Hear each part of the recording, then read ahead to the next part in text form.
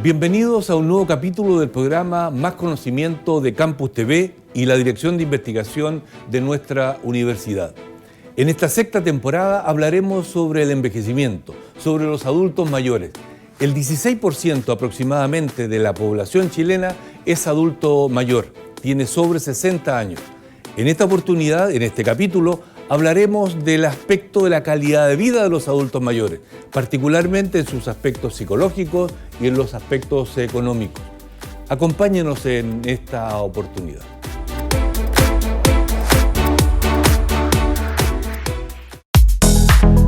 Casi 3.440.000 chilenos tienen sobre 60 años, según la última encuesta CACEN 2017. Solo en el Maule, el 21,9% de la población es adulto mayor, es decir, cerca de 200.000 personas.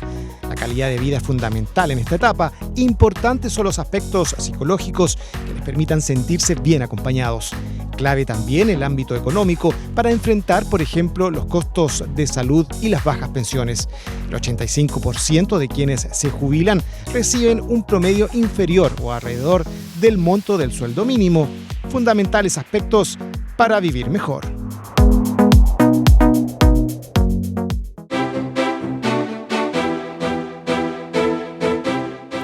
Conversaremos con el profesor Emilio Moyano, investigador de la Facultad de Psicología de nuestra universidad. Gracias, Emilio, por acompañarnos en esta conversación. Soy yo que agradezco, profesor Palomo. Muchas gracias por la invitación. Tú eres un experto en calidad de vida y particularmente en esta oportunidad me gustaría que lo centráramos en los adultos mayores, ¿ya? Y en ese contexto, ¿cuánta importancia tiene la actividad física, la genética, en lo social, en la calidad de vida de los adultos mayores? Particularmente, dada tu expertise, me gustaría que abordaras los aspectos sociales. Si un adulto mayor se queda en su casa, en su pieza finalmente, versus los adultos mayores que socializan más. Bueno, en general, como bien sabemos, el desarrollo humano es un interjuego entre factores biológicos, genéticos y culturales. Ahora, los biólogos y los especialistas dentro de la genética podrán establecer mejor o con mayor precisión cuál es el peso del componente genético y biológico por sobre el cultural en la determinación del estado de salud de los adultos mayores. Hay quienes sostienen que el envejecimiento empieza desde que se nace, otros que desde los 40 años. No se tiene mucha certeza acerca de eso. Hay discusiones entre los especialistas del área. Ahora, desde el punto de vista de la psicología, evidentemente que para nosotros y en las investigaciones que se han hecho con los adultos mayores, el componente social es el más importante lejos en la determinación de la calidad de vida, el bienestar y la felicidad del adulto mayor. Es decir, eso está claramente establecido en investigaciones en que se han ponderado los distintos factores. Dicho de otra manera, tú puedes tener una genética no muy buena y puedes tener enfermedad y sin embargo puedes tener bienestar y calidad de vida. Es decir, el discurso acerca del cual no podría ser compatible la enfermedad o un estado de salud no tan bueno con la felicidad y el bienestar no es un discurso completamente correcto.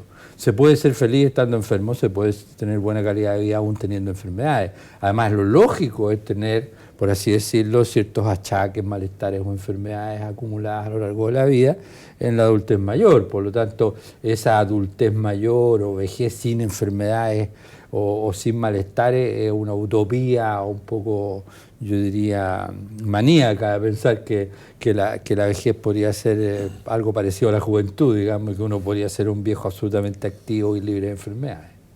Ya. Ahora, ¿qué hay de cierto que en la etapa de la adultez mayor, como lo planteaba, los adultos mayores tienen, voy a decir, se les presentan ciertas deficiencias? Menos ingresos, más enfermedades, por lo tanto menos actividad de la juventud, ¿ya?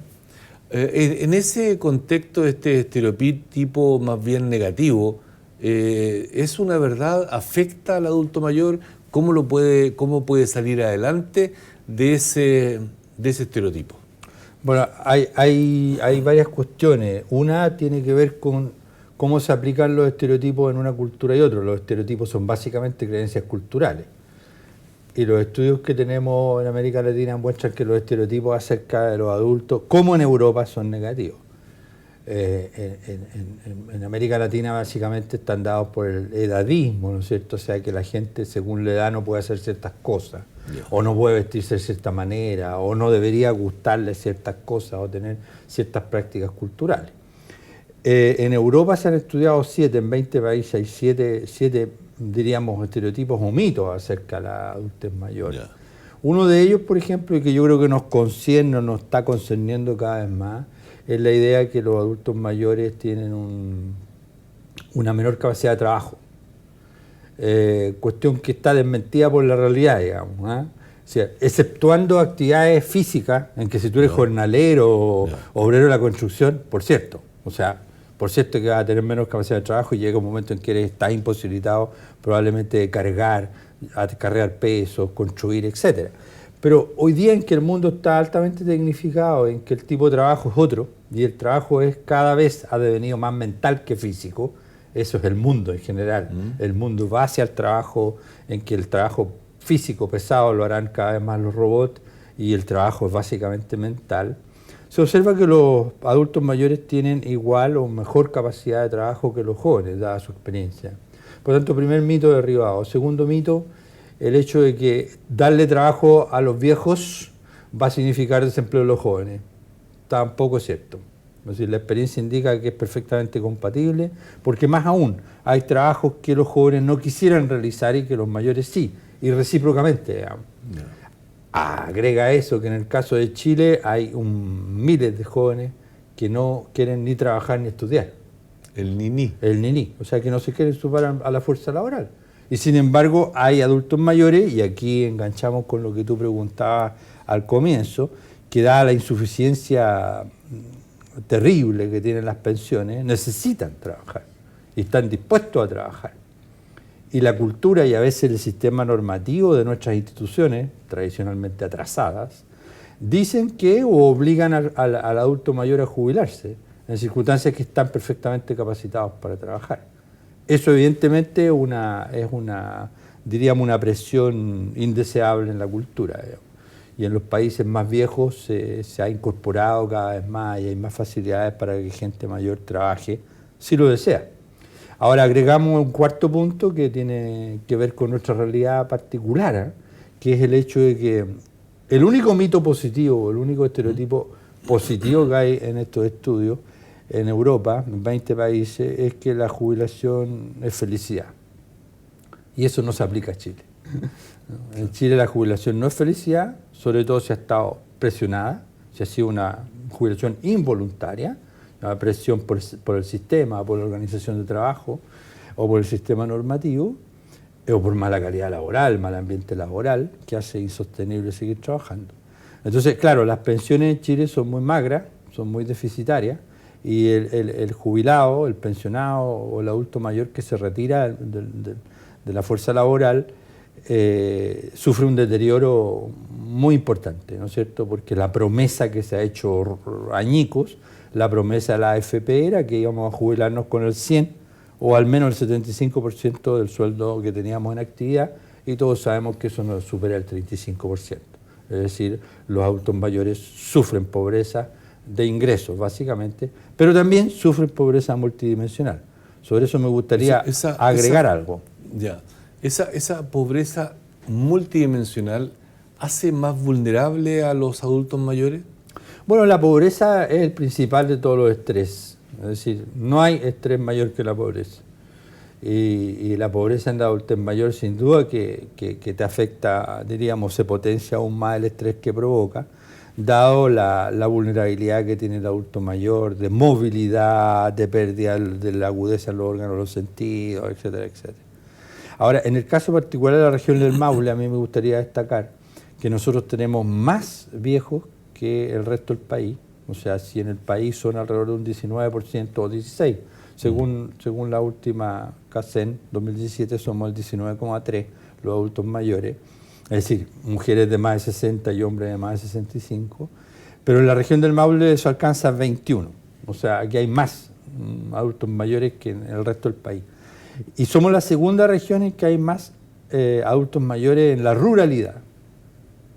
Y los adultos mayores en la ruralidad tienen otra particularidad, que tienen mayor incidencia en alfabetismo. Entonces, si tú sumas esos 3 factores, en nuestra región en particular, por cierto, es decir, hay ruralidad, hay pobreza y hay analfabetismo mayor que en el resto del país, lo que nos hace particularmente vulnerables. ¿Y esa vulnerabilidad le quita autoestima a los adultos mayores? Y si es que así ocurriese, ¿qué se puede hacer? Bueno, en general diríamos que los programas de preparación a la adultez mayor existen en los países más desarrollados y son muy favorables y positivos para afrontar la adultez mayor en las mejores condiciones. Yo destaco en la región y en Chile probablemente la Universidad de Talca ha tenido programas de preparación al retiro que han incluido aspectos biológicos, de educación física, de mantención corporal, de autocuidado, de factores psicológicos y factores también previsionales. Ese tipo de programas, que son muy de avanzada en nuestro país porque son muy escasos, muy frecuentes, y como te digo, la Universidad de Talca los ha tenido, ayudan mucho al adulto mayor, ayudan mucho a plantearse antes de la jubilación, pero estando ante la inminencia de la jubilación, cómo prepararse para el periodo jubilatorio. Y eso ayuda mucho, respondiendo a tu pregunta, respecto a no verse invadido, sobrepasado, superado por las circunstancias una vez que se materializa la jubilación y que se encuentra frente a la precariedad de un sueldo que no supera el 30 o el 35% del que tenía en actividad y bajo una condición muchas veces de aislamiento, ¿no es cierto? Porque hay que agregar también que en Chile se ha pasado de la familia multigeneracional, se entiende por familia multigeneracional la que teníamos antiguamente, que coexistía en una misma casa 3 generaciones, a la familia generacional. Y la familia generacional corresponde a la edad de quienes son los propietarios y dueños y jefes de hogar. En este caso, la familia generacional la persona de tercera edad, del adulto mayor, ha aumentado significativamente. Y con eso ha aumentado entonces la probabilidad de aislamiento y soledad. La soledad. Y eso es un factor que contribuye muy negativamente a la calidad de vida en la vejez. Ya. Y a ver, si en un escenario que no es el de Chile, ¿ya? Pero sí de países desarrollados, si ese escenario en algún momento se presentara en Chile, ojalá, ¿ya? Y los recursos con los que las personas jubilaran fueran suficientes para un adecuado vivir, ¿te parecería más adecuado desde el punto de vista, voy a decir, psicológico, que la persona optara por el retiro y se dedicara a hacer otras cosas versus quedarse trabajando? Léase viajar, pintar, ir a la playa, al cerro, lo que sea.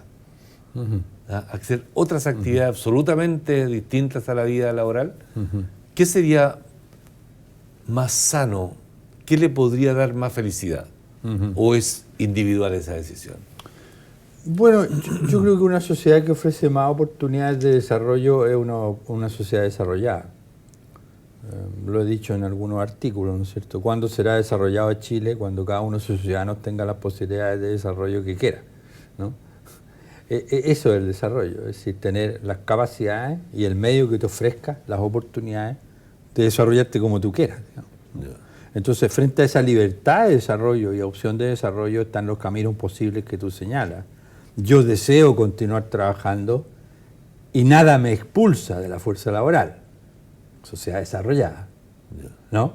O yo no deseo seguir trabajando, la sociedad me posibilita la posibilidad del retiro porque tengo opciones alternativas de la vida está en otra parte, como dice la gente, no está en el trabajo, la vida está en otra parte y hay que irse luego del trabajo, que es perfectamente legítimo, esa visión también, ¿te fijas?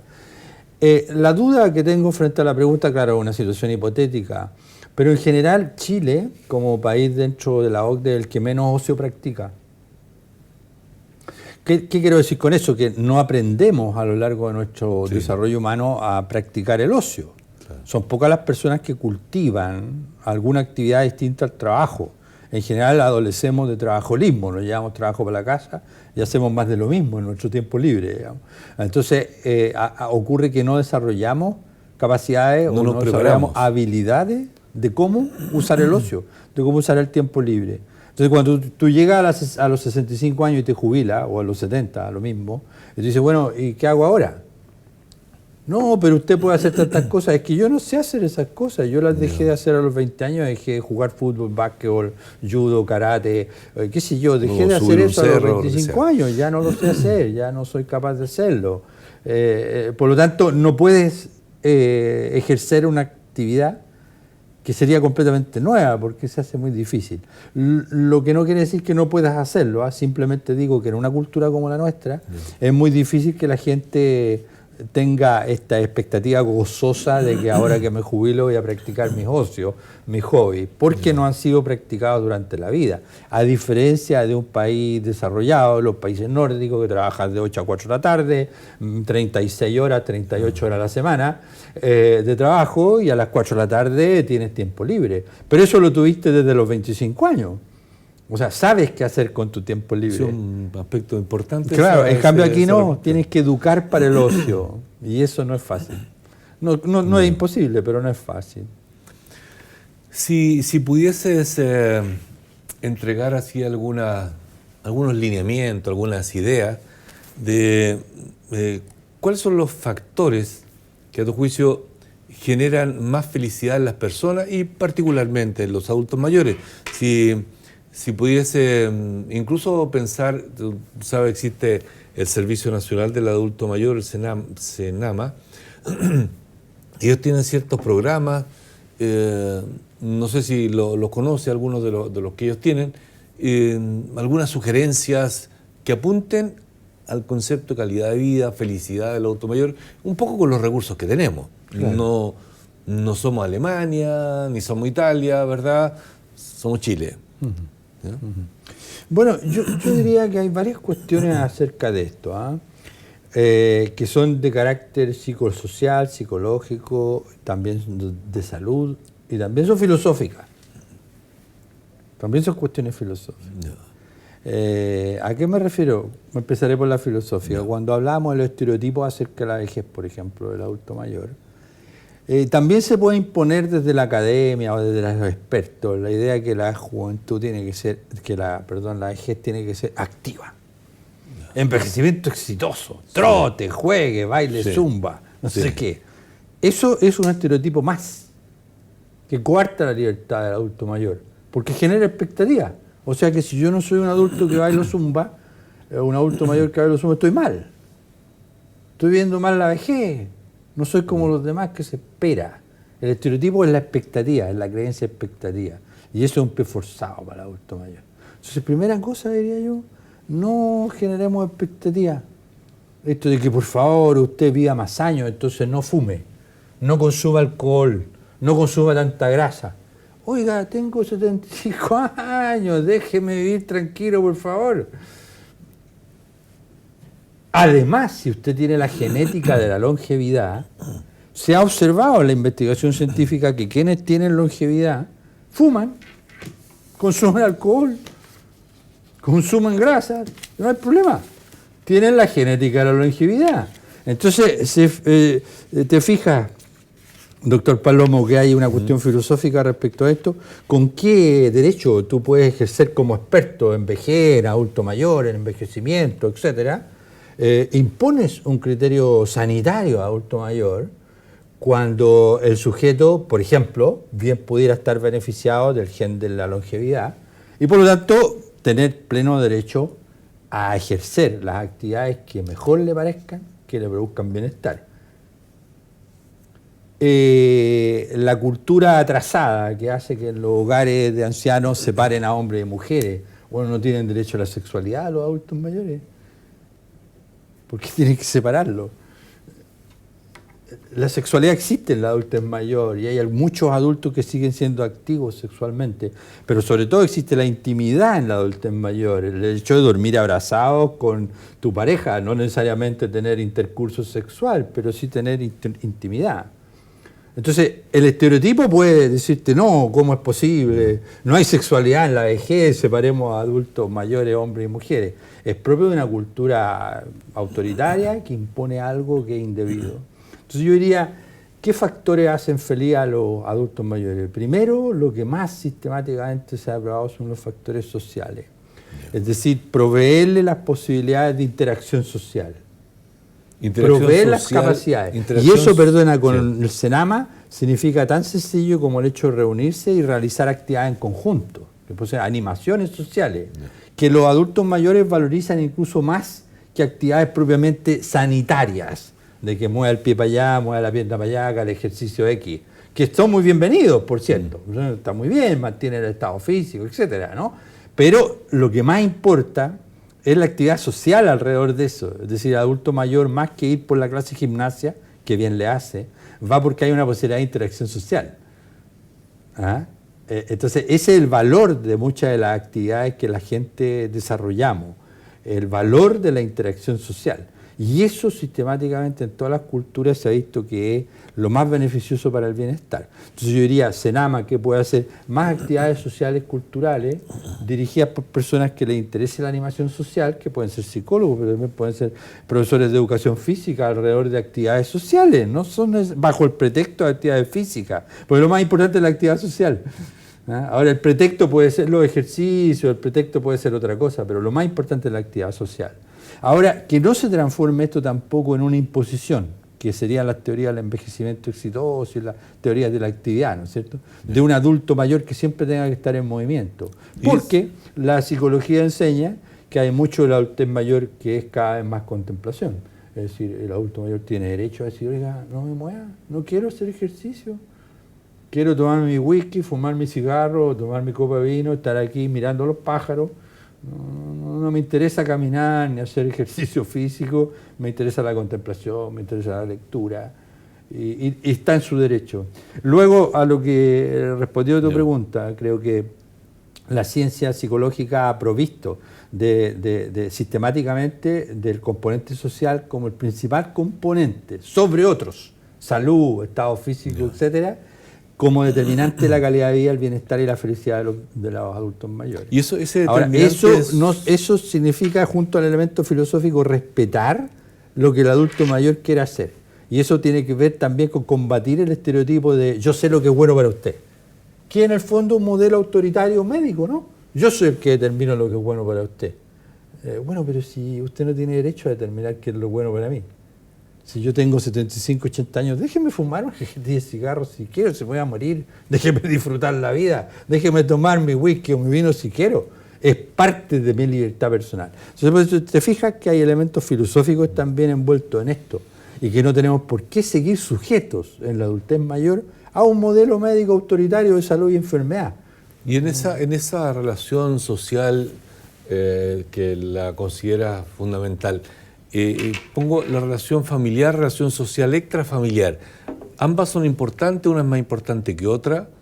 Sé que en algunos casos la primera no está. El adulto mayor vive solo. Y hay un porcentaje importante en el mismo Maule que son adultos mayores que viven solos. ¿Cuánta importancia le otorga a que el adulto mayor tenga cercanía con la familia? Que se le visite si es que no viven solos, si es que viven solos, y versus que ese adulto mayor no necesariamente tenga relación con la familia, pero sí tenga relación con un grupo de adultos mayores asociado al Senama o no. Bueno, la familia desaparece. Desaparece. Es feo, los hijos son flechas lanzadas al aire. No. El destino de uno es que uno, si ha cumplido... Desaparece hoy más que ayer. Ha cumplido la función social que está adscrita socialmente, ¿no es cierto? Prescrita. Tú tienes hijos, esos hijos se crean, tú los crías para la autonomía y la autonomía entonces es lo esperado. Los hijos se van y forman sus propios hogares. Y lo lógico es que tú quedes solo. Luego, ergo, la socialización menos probable con la familia. Si es con la familia está todo mejor, qué bueno, bienvenido, ¿no? ¿Cómo podríamos decir que no? Absurdo, no, bienvenido. Pero lo lógico es que estés solo. Y la socialización, perdón, la interacción social entonces será con tus vecinos, será con las personas que están disponibles para ti, con las posibilidades que tú tienes. Es una relación social que te da la oportunidad, digamos. La familia puede estar o no puede estar, lo más probable es que no esté. Profesor Moyano, ha sido una interesante conversación. Se nos cumplió el tiempo. ¿No me da un espacio para decir algo que no fue tocado acá? Por favor. Hay diferencias de género que son muy importantes. Las diferencias de género están mostrando que las mujeres sufren más de soledad, a propósito de lo que tú decías, porque como los hombres nos morimos antes, quedan viudas, además mujeres solas. Ahora, la gracia es que las mujeres tienen mucha más capacidad que nosotros, nos superan largamente en sus capacidades de interacción social. Y por lo tanto, ellas se las arreglan bastante mejor que nosotros. Pero hay una importante cuestión que señalar respecto a esto que tiene que ver con los elementos económicos y la precariedad. Las mujeres en general, por haber tenido hijos, haber tenido embarazo y crianza, tienen lagunas previsionales. Y por lo tanto son más pobres que los hombres. Y por lo tanto sufren más en la etapa de la tercera edad. Muchas no tienen derecho a la jubilación incluso. Entonces, por eso es tan importante lo que hizo Michelle Bachelet con sus programas de compensación, de bonos compensatorios para la mujer dueña de casa, bonos por número de hijos, etcétera, que de alguna manera compensan esta situación de mayor precariedad y de inequidad respecto a los hombres. Es importante distinguir porque las vejeces no son iguales cuando tú haces el análisis por sexo. No son iguales. Y hay que hacer las distinciones del caso. Para los mismos programas de intervención, te fijan que las necesidades pueden ser otras, de hombres y mujeres enfrentados a la misma condición de adultos mayores. Entonces, había que rescatar el elemento de género como un elemento diferenciador, porque no se puede tratar igual a hombres y mujeres cuando se trata de intervenciones para mejorar la calidad de vida. Profesor Moyano, gracias por acompañarnos en esta sexta temporada del programa Más Conocimiento, hablando de la calidad de vida de los adultos mayores. Ha sido una interesante conversación. Muchas gracias por la invitación, profesor Palomo, a quienes estamos dedicados a calidad de vida y especialmente a adultos mayores. Bueno, es un privilegio asistir a su programa, así que muchas gracias por la invitación. Gracias. Realizaremos una breve pausa y luego conversaremos con el profesor Miguel Bustamante de la Facultad de Economía y Negocios, siempre en el contexto de la calidad de vida de los adultos mayores. Ya nos vemos.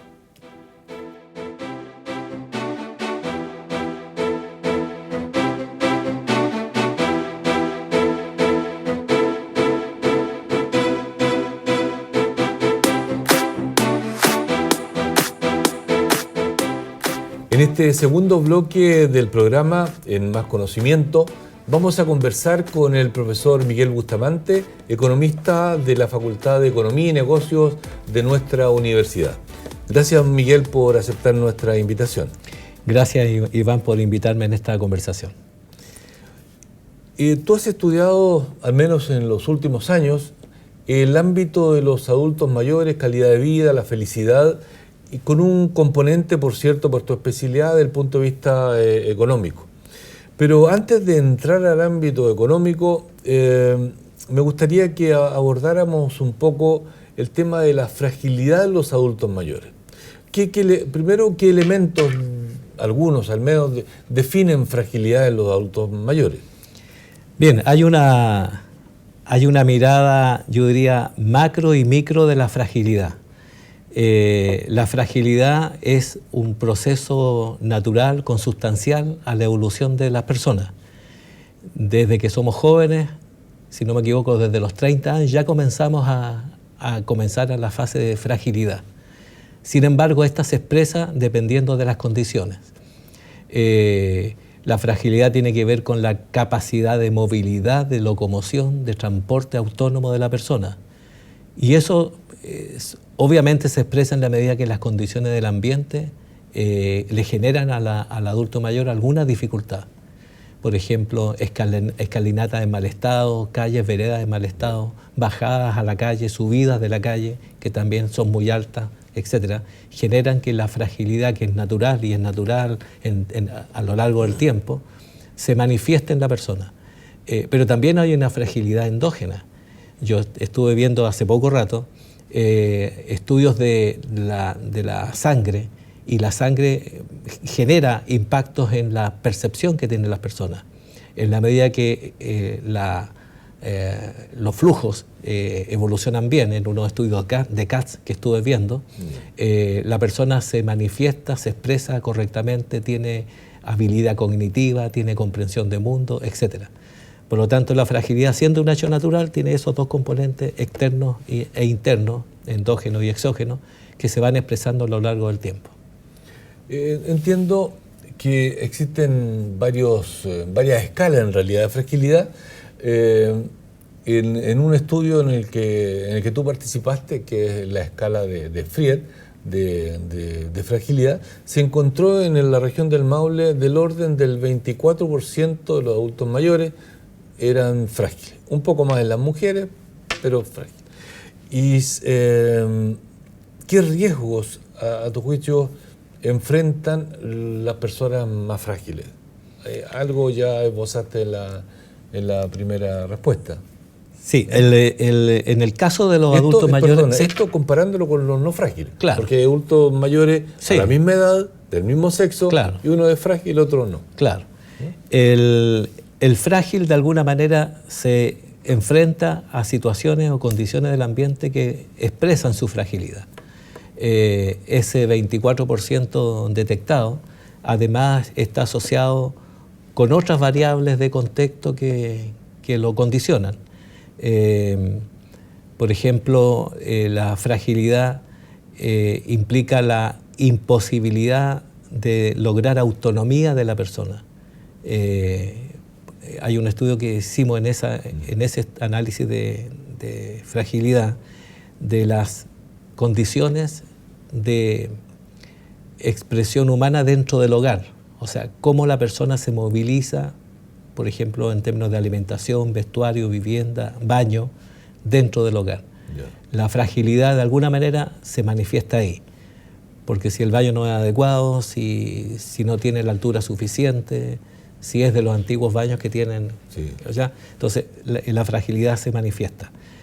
Las personas que no tienen esa condición, bueno, van a poder enfrentarlo positivamente, pero las que no, podrían tener efectos adversos, como ejemplo de accidentes, que uno de los problemas más serios de la fragilidad son las caídas. El alto porcentaje de efectos son caídas involuntarias de la persona, que le genera un efecto eventualmente de largo plazo. Entonces, esos elementos están estudiados y afectan otras dimensiones que también analizamos, como los de la felicidad y obviamente el de la calidad de vida. La calidad de vida es un concepto complejo, multidimensional, que está siendo medido cada vez con más potencia, dado el impacto que tiene sobre las personas. Entiendo que ese estudio, entre otros elementos que hacía una diferencia entre el ser frágil y no frágil, era que a medida, sobre los 75 años eran más frágiles que los de menos 75 años.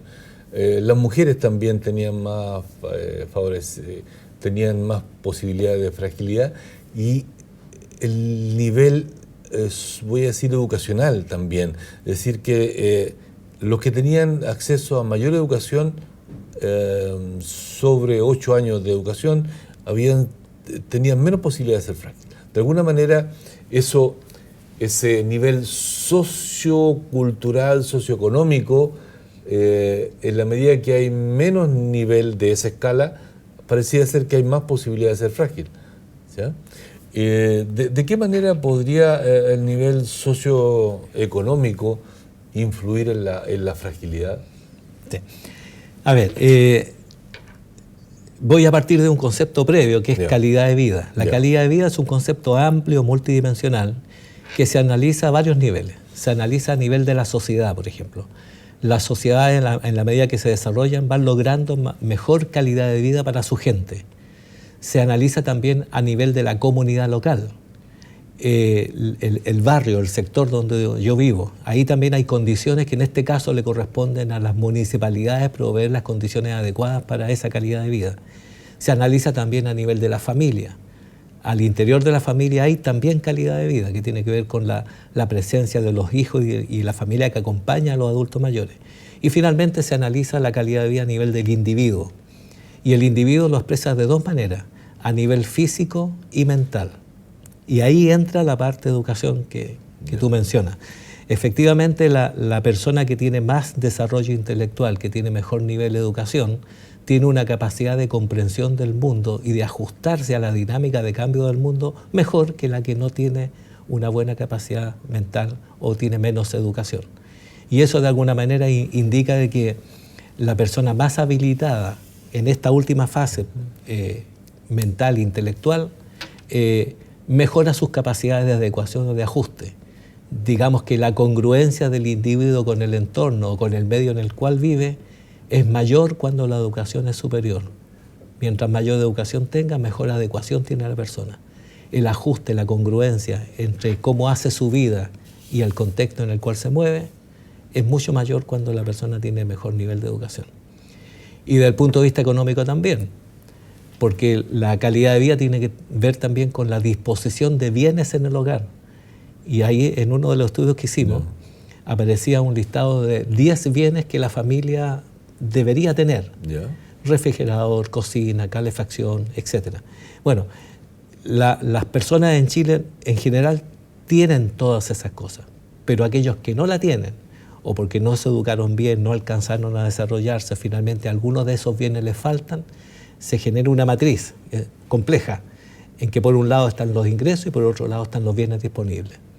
Y eso ubica a la persona en un estado socioeconómico que le da posibilidades o no de enfrentar mejor las condiciones dada su fragilidad. Hay un ámbito en los adultos mayores, en una buena parte de los adultos mayores, que pasa a ser complejo.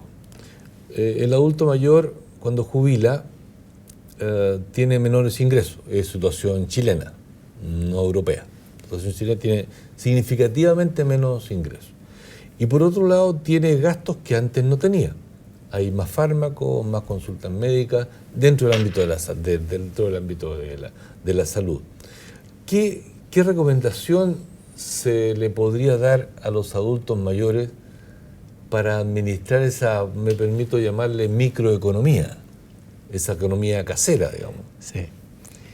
Bien, compleja la pregunta, muy difícil la respuesta, porque hay dos cosas que yo quiero mencionar.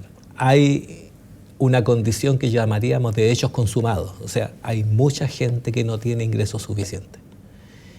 Y eso limita la posibilidad de que ellos hagan una vida lo más normal posible. Los recursos son escasos. Pero a mí me gustaría referirme, antes de llegar ahí, a lo previo.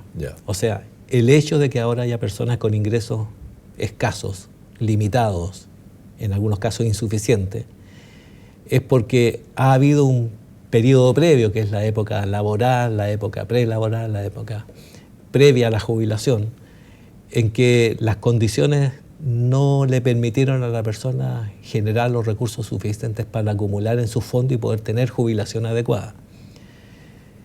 ¿Por qué en Europa no pasa? Porque en Europa el propio Estado de alguna manera financia la jubilación de su gente, y eso lo hace vía cobro previo de impuestos. En un estudio que recientemente se hizo, la situación del índice de Gini que tiene Chile con Europa antes de impuestos es muy similar. Y después de impuestos, en Europa mejora el índice de Gini y en Chile mejora levemente. Bueno, eso significa entonces que hay un desafío, que es de qué manera los estados gastan sus recursos. Da la impresión que en Europa los gastan mejor y aquí se gasta un poquito peor, ¿ya? De ser así, entonces, habría que pensar que el Estado puede colaborar, pero tiene que colaborar de la mejor manera posible. Eso en la macro. Y en la micro, el individuo además tiene espacios de soporte, nosotros lo investigamos.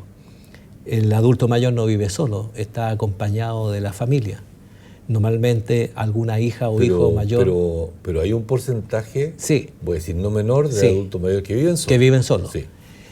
Esas personas que viven con familia, una de las cosas que apreciamos nosotros y ellos lo valoraron es que ellos contribuyen con sus pocos recursos al presupuesto de la familia y les da mucha satisfacción. O sea, se le preguntó, ¿usted aporta al ingreso familiar? Ellos dijeron sí. ¿Y eso le da satisfacción? Sí también.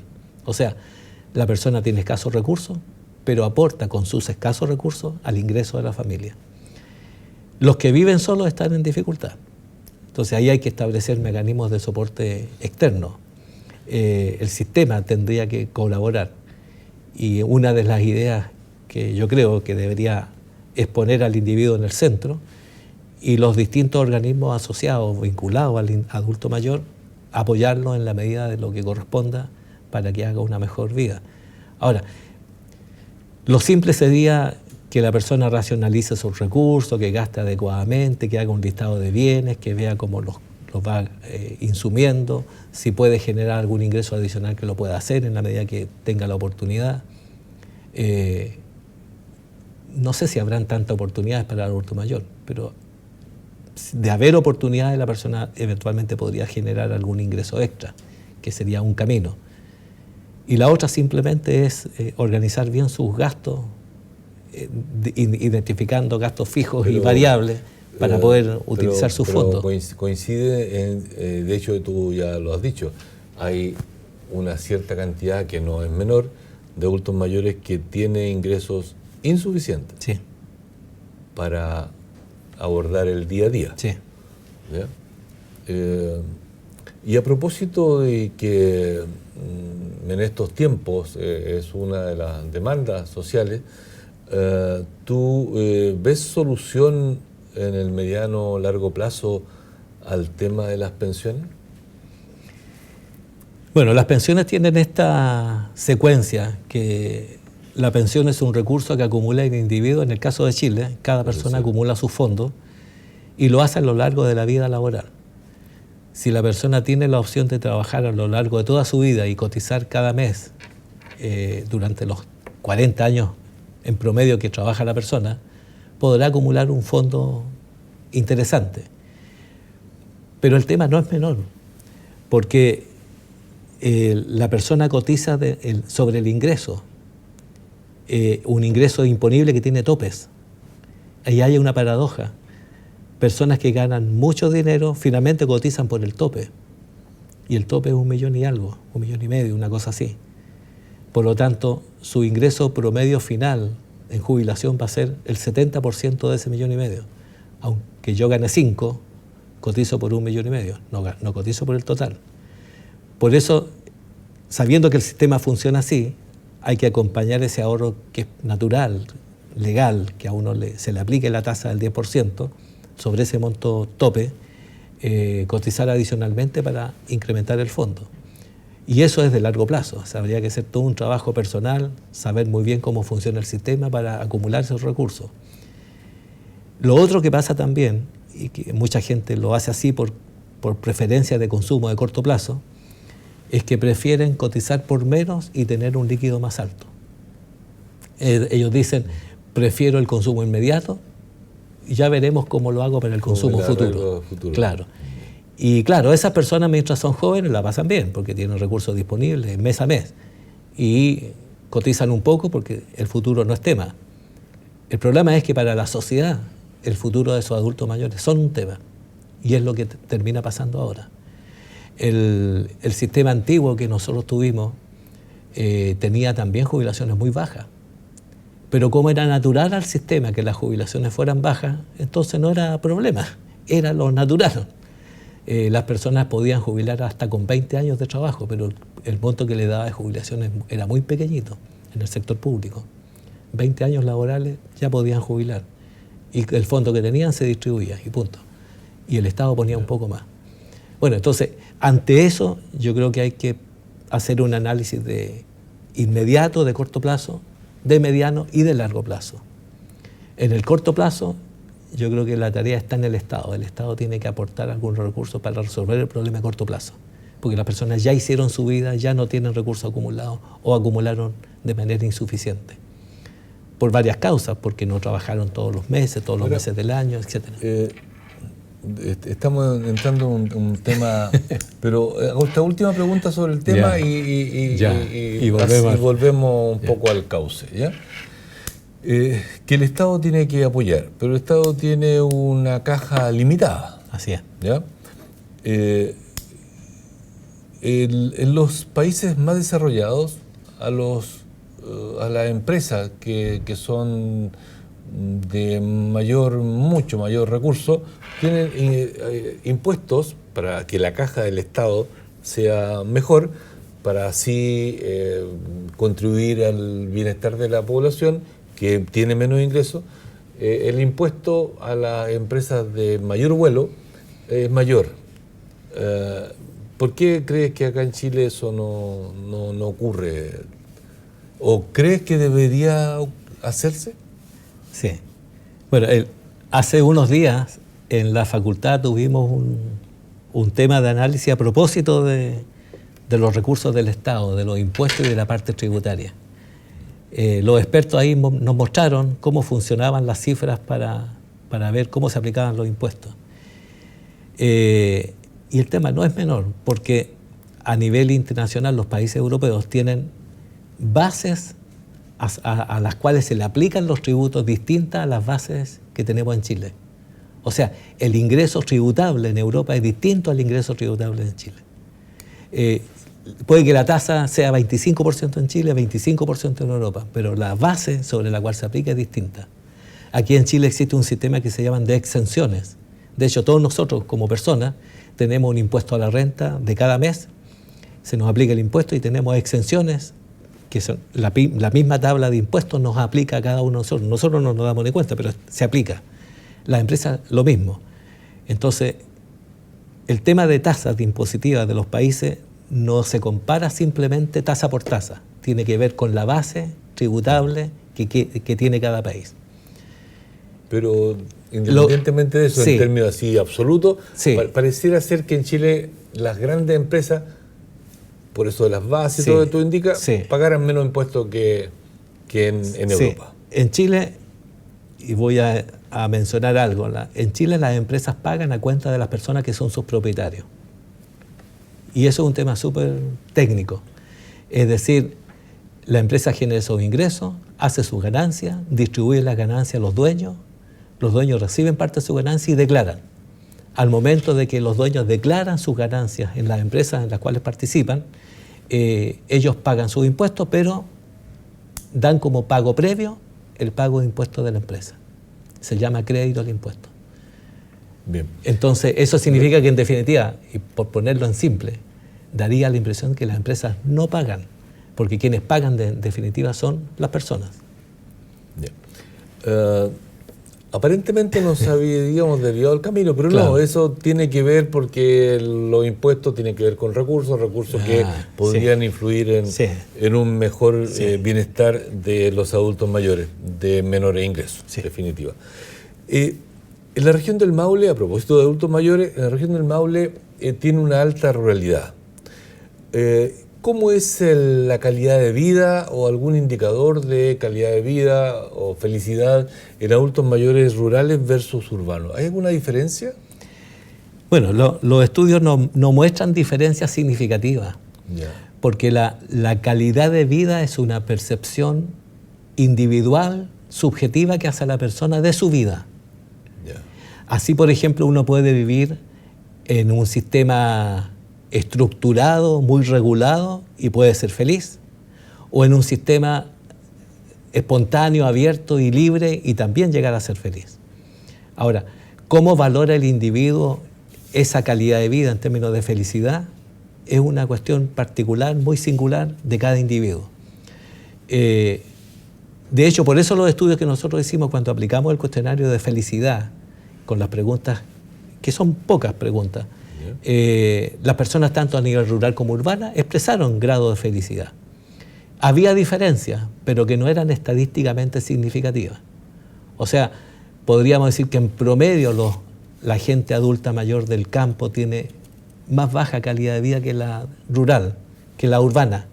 La urbana justamente porque tiene mejores condiciones en la ciudad.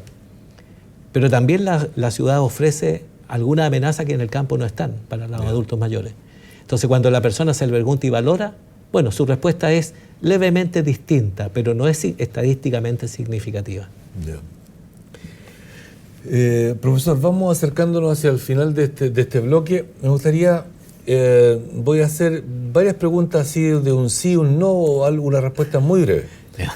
Y básicamente la pregunta es que en la sociedad tenemos que mejorar algunos aspectos, particularmente respecto al trato de los adultos mayores, y que, a tu juicio, ¿qué deberíamos pedirle respecto a los adultos mayores a los hijos y nietos, por ejemplo? Bueno, compañía, cercanía, estar atento, disponibles para apoyar al adulto mayor.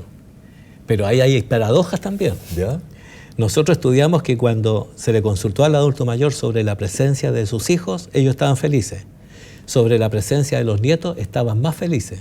Pero hacer el análisis estadístico de la presencia de los nietos le quitan calidad de vida al adulto mayor. Ya. Es una paradoja. Porque claro, el adulto mayor se siente feliz con los nietos. Ya, le gusta verlos. Le gusta verlo un rato, pero no luego tanto. se van. Claro, claro. Entonces, al estudiar los números, uno se da cuenta que los nietos le agregan calidad de vida en el corto plazo, en el rato corto de visita, pero un poco más de tiempo ya le baja la calidad de vida. El adulto mayor busca alguna tranquilidad que pierde en ese rato. Siempre en esta misma línea Sí. de cómo mejorar y qué le pedimos para mejorar la calidad de vida al municipio. Bueno, el municipio, y quiero el caso nuestro, tiene mucho trabajo que hacer en términos de la calidad de vida del entorno hacia el adulto mayor. El adulto mayor necesita veredas adecuadas, bajadas de calle adecuadas, iluminación adecuada. Hay el caso de árboles añosos que ya sus raíces levantan los pisos de las calles, también generan un impacto. Hay la posibilidad de darle seguridad también.